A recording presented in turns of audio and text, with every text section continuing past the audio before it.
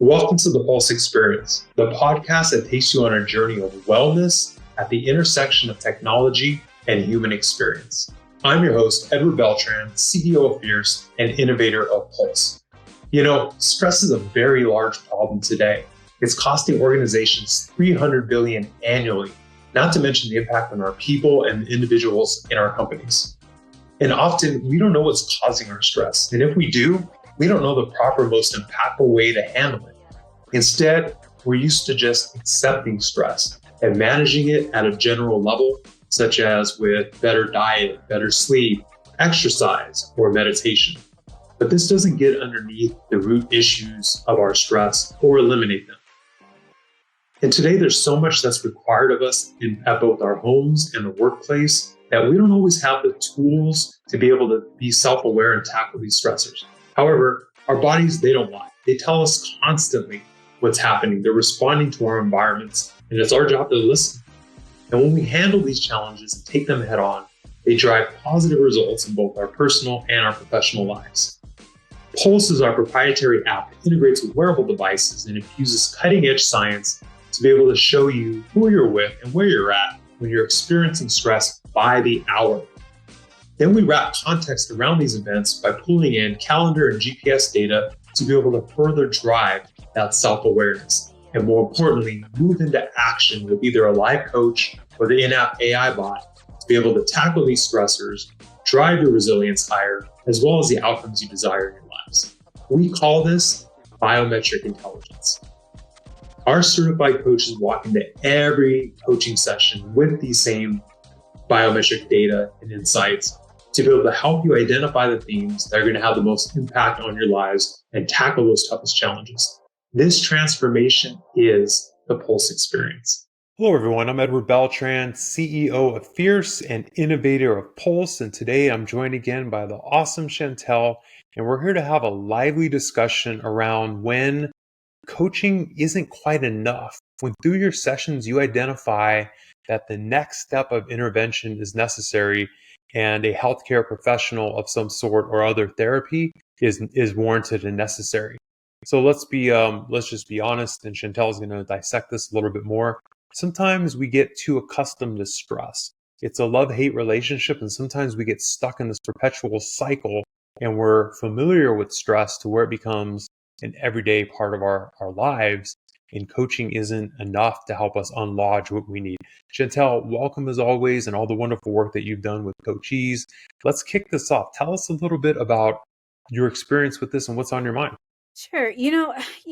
Ed, sometimes it's blatant, right? We know that sometimes when a person mentions self-harm or harm to another person, we know that the next right step to do. Other times, though, it's more nuanced. The stress that they're dealing with, they've been holding on to for so long that they think it is just a part of being, and they don't recognize the impact that it's having on every single aspect of their lives, and they're either unwilling or unable to do anything different, and it is having a detrimental impact on their well-being and the well-being of their entire family. What we end up seeing when this happens is no matter what we do in coaching, it continues to resurface. Mm-hmm. We think we've gotten over the hurdle, and it comes back, and it comes back. It's almost this love with stress.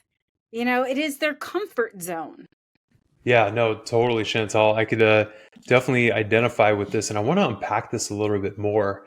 And it's really interesting because coaches, I'm sure, deal with this all the time when they're like, wow, there's something that keeps coming up with this coachee. But it's really interesting when you have the biometric insights to see how their body's responding in higher levels of stress. And I want to dissect that fully. One thing I want to add is a personal story that I found so enlightening. All of our families have challenges. All of our backgrounds aren't perfect, right? As much as we want them to be. When I was 19 years old, I think it was, and I was looking to transferred to a 4-year university, I was doing community service at my church. I'm Catholic, and the priest who I was working with, he had a PhD in psychology. And I never worked with someone like this before, but I found it amazing because we were running these sessions for youth around identifying family dysfunction, right? And naming it and recognizing it, because the thought process was how you stop it from perpetuating. And I was absolutely floored, so blown away, because that was the first time in my life at 19, 18, 19 years old where I took a step back and said, these are like learned behaviors that are having Yeah. such a big impact on me, right? And I use that experience of enlightenment to carry me through life and say, are these feelings normal? Should I be living my life? And it goes right to your point, Chantell, of learned behavior, familiarity, right? And just being stuck in this rut, if you will, right? And we all know these people in our lives who it seems like there's always this drama, right? There's Yeah. always something. Like, why? Right. So I just wanted to share a Exactly. little tidbit. I thought it was so interesting. So when we wanted to talk about this, Chantell, that's why it resonated so well. Please tell me a little Yeah. bit more. I have this coachee that I have been working with for some time, and we have been working through stressors at work and at home. And over the course of our sessions, there has been evidence of the home situation getting getting worse, Mm, or what we uncovered is the more comfortable this person got in our coaching session, the more uncovered it became that in actuality, the home stress was running every aspect of their life. It was feeding into how they showed up at work, how they showed up at home, how they interacted with their friends, their family, everything. And it has gotten to the point that my coachee is now suffering from physical ailments that the doctor has said is a direct correlation to stress, mhm. to the point where at times her body actually seizes and Oh, she wow. can't get out of bed. And so it's a huge problem, obviously. As we explored, I just finally said, okay, over the course of our sessions, you and I have gone over this over again. We've touched the surface, and you pull back. And yet, this is the very thing that we should be talking about. What is it about this home situation that you are unwilling or unable to explore? And it, it just, floodgates opened, and I knew at that point that, this was the aha moment that she had been holding in for, goodness, I don't even know how long. And this is something that she had been struggling with, and it's interesting. You mentioned you're Catholic. She is as well.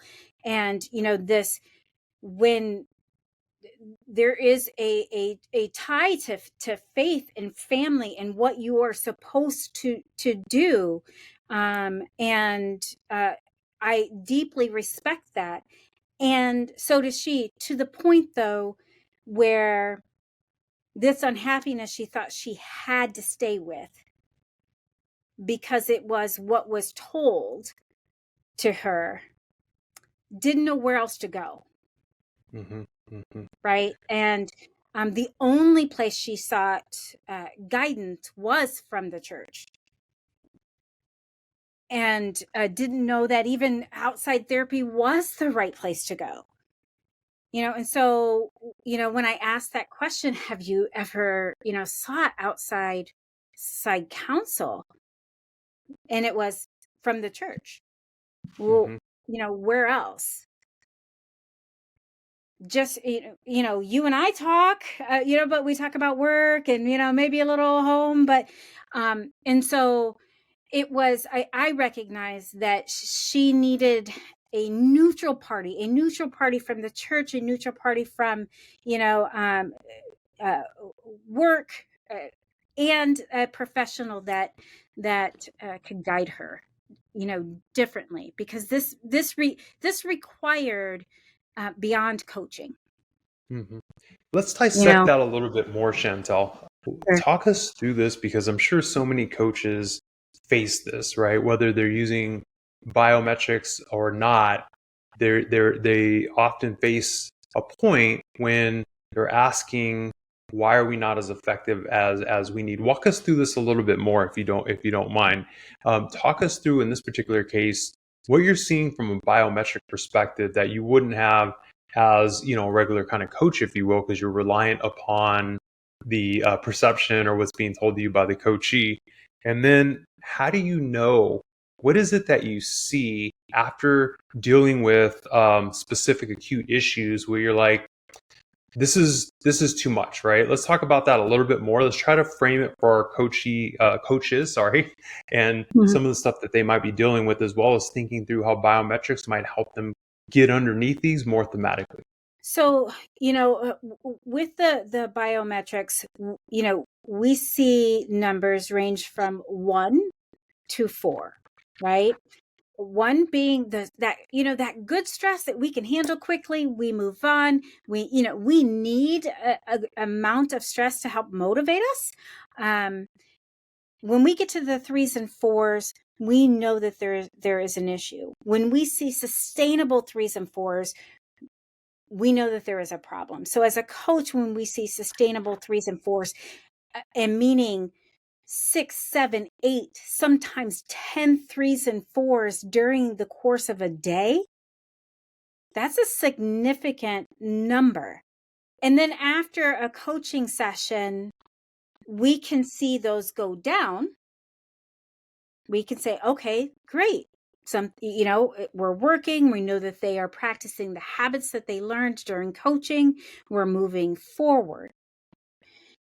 If that goes down for a period and then goes right back up, and where it's going back up, Mhm. time of day, then that can indicate to us that there is something else going on. So in this particular case, the time of day really mattered because it was happening first thing in the morning. That interaction, in the morning where the spouse is still at home, and at first you could think she would blow it off as, we're all just trying to get ready for the morning chaos. Mm-hmm. Yep. But that chaos doesn't equal 3s and 4s consistently for months at a time. On the drive home, when the spouse would call to say, how was your day at work? And there's an indicator right there. Every day on the way home, the spouse would call and say that, how was your day? So while she's decompressing from work, he's already calling. And so there wasn't space, right? It's that smothering mentality. And she called it Mm-hmm. smothering, right? And so that was the start of that 3s going up. And then the all evening until she went to bed, and sometimes even over the course of night, she was staying Wow. at 3s and 4s. What coaching worked is her numbers at work went down. Her numbers at home stayed up and went even higher. So I think this is really incredible, Chantel, because you are doing your work as a coach, except you have the advantage now to have visibility into what's happening outside of the purview of work, which would have essentially been your initial scope, but you're able to say there's something else happening. And one thing I want to share with you that's interesting is with Pulse, we sometimes get the question around, can we shut it off at night? right? And we've gotten this question before, and I find it interesting because I go to Gabe, and Gabe's our chief behavioral science officer, and he says, absolutely not, because your body is constantly responding to your environment, even when you don't think it is, right? Hence misplaced stress. And I find it really, really interesting. So you as a coach, you did your job phenomenally, Chantell, where you're identifying what's impacting your coachee, where they might not even be able to articulate it or be wanting to articulate it. And so it comes down to, as always, conversation with self. There's a real problem here. I'm not addressing why, that's why my body's responding to what's happening, as well as conversation with family and significant other. We have an issue here that needs to be addressed. So let's dive in, Chantell, because this is exactly what you did. And let's talk about how you helped her get to that acknowledgement, that self-realization, and the action. Yeah, absolutely. So, we really spoke to, what did she want? And she said, I want peace. I want some form of direction. And I don't even know what that is. I said, okay, so how do we get there? Well, I guess I need to have some conversations. And I said, okay. And she said, what's interesting is my daughter came home from school and asked if she could talk to me privately. And I said, sure, and she said, Mom, I think, obviously there's something going on, and it has been for a long time, between you and Dad. I don't know if you guys need to get divorced or what, but I'm going to tell you that it's impacting us. You come home, you go straight to the room, Dad comes home and he sulks the whole time. When you're together, you fight, and y'all think it's not impacting us, but it is. I don't even like to come home from college anymore. And I had this moment of, wow, talk about addressing the elephants in the room. Here is this child of 20, tackling the tough challenge that neither parent was able to do. Mm-hmm. Ed, you mentioned earlier, right? This generational thing that takes place with trauma and relationships and that trained behavior. And this daughter is saying, I don't want it. And, I'm taking a stance, and I'm going to call you out to say something's got to give. And I said, so she's having these conversations with you. What do you need to do? And she said, I need to have the same conversation with my husband, and I need to call EAP, which, is an employee assistance program. Sure. to get the process started with therapy. And I said, absolutely. And what is that going to give you? Well, it's going to give me at least a direction. I don't know if, and she said, I don't know if this can be saved. And I don't know what that means for me with respect to faith or family. What I do know is that I have stayed because it is my certainty. My everything is, this is what I know. I've got to do something different. And the release was just unbelievable. And as scary as this was, you could see a load lifted off of her shoulders, and she was worried, like, are the kids going to choose sides? Is she going to be ostracized by members of the church? or her family. I mean, all of these things come up, and yet she knew that it couldn't continue. I also knew as we were going, it was important to ask, what's going to get in her way, because that's a lot, right? And these, not even judgments, because she's making assumptions that there's going to be judgments or people are going to make them. But we knew that was a possibility. And I wanted her to say that. And she said, time, others. And I said, yes. How are you going to get past? Well, the way to get past is to get the tools to get past. Absolutely. And where are you going to get those tools? I'm going to get them from a therapist. Absolutely. Right. And when are you going to take this step? I'm going to call tonight. Perfect. Right. When can I follow up? It was important. Like, a lot of times we want them to have personal accountability. Here, I wanted her to have accountability to me as well, because she needed outside accountability there. And so I followed up. She actually, before I could even follow up back up with her, and we had that date, she let me know ahead of time, I had my first appointment. Here's what happened. This is the homework that I was given. But before I left her that day, there's still this weight that's carried. I said, okay, I know that certainty is important to you. You like to have control of the situation and know what's going on. And right now there's all you're facing is uncertainty.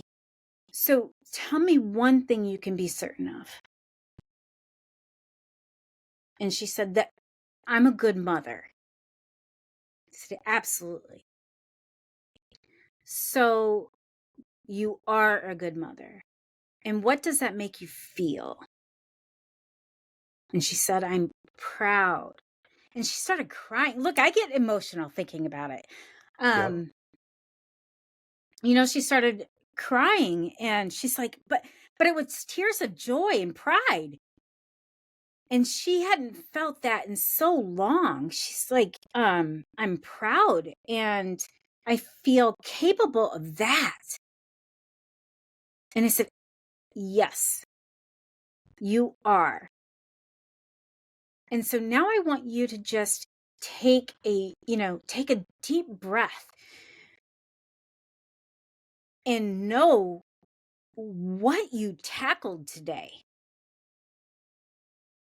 because it's huge. And when she did, and like, these are the moments that you carry with you as a coach.